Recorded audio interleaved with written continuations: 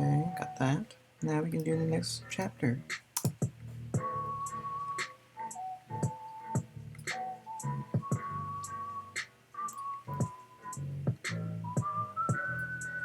Belief in belief.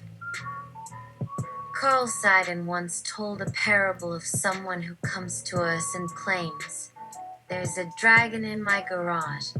Fascinating. We reply that we wish to see this dragon. Let us set out at once for the garage. But wait, the claimant says to us, "It is an invisible dragon." Now, as Sagan points out, this doesn't make the hypothesis unfalsifiable. Perhaps we go to the claimant's garage, and although we see no dragon, we hear heavy breathing from no visible source. Footprints mysteriously appear on the ground, and instruments show that something in the garage is consuming oxygen and breathing out carbon dioxide. But now suppose that we say to the claimant, "Okay, we'll visit the garage and see if we can hear heavy breathing," and the claimant quickly says, "No, it's an inaudible dragon." We propose to measure carbon dioxide in the air, and the claimant says the dragon does not breathe. We propose to toss a bag of flour into the air to see if it outlines an invisible dragon, and the claimant immediately says the dragon is permeable to flour. So then we come back to Sagan and say that this hypothesis is unfalsifiable, but he replies that by simply using an impermeable flour to throw around, we might test it more rigorously. Your friend is here talking about beliefs and predictions, but sometimes the thing doesn't predict anything at all, but it predicts something, you might say.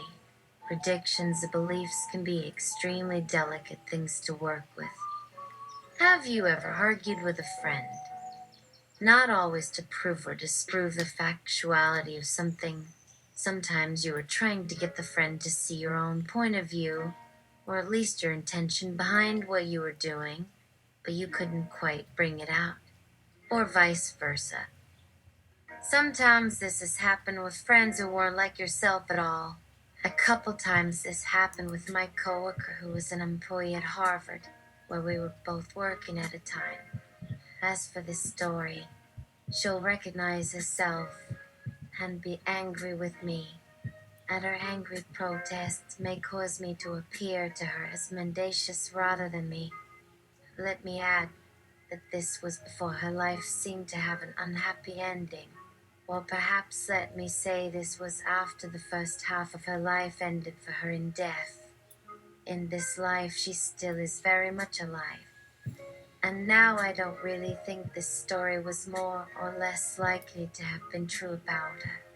Only that this account seems more persuasive than others, like the possibility of her living as a car salesman and happy as can. Hmm.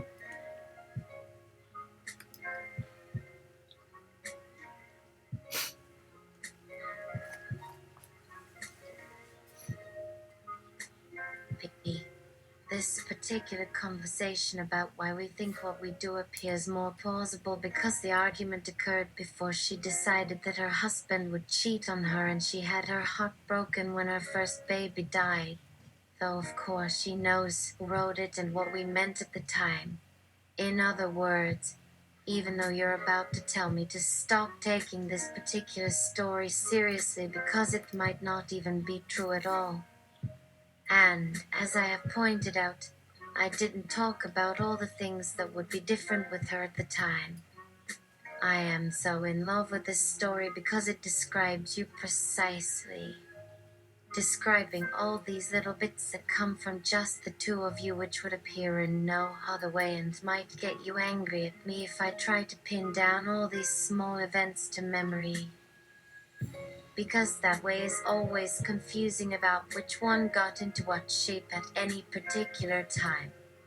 That, so to speak, I will remember. It is an exceedingly silly story about talking, no doubt utterly unfamiliar. And yet this was exactly what my mind used to work with, in which case my account of that part of my mind might as well be what I would say was going on back then and maybe in the same time. In which case I can only conclude that if I could have guessed correctly whether she would have been talking with me like this or else talked with a car salesman, then it was much more likely that it happened both to her and to me than not. Let me remind you that all this happened before we understood why our thoughts would sometimes happen with the causal connection backwards from us to us.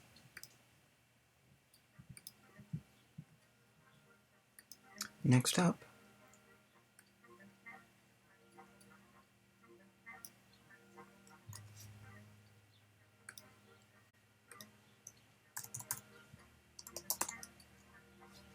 One moment, please.